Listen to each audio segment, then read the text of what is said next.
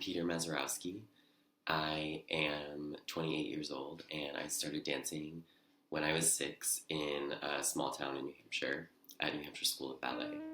My older sister is a dancer as well, and when I was little I went to all of her competitions and her recitals, and I would dance in the audience instead of sitting still and watching. I would dance at home all the time, and when I was around 5 or 6, my family moved from Iowa to New Hampshire, and while my parents were looking for a new dance studio for my sister, I asked if I could start dance as well. So once we moved to New Hampshire, that's kind of when I started.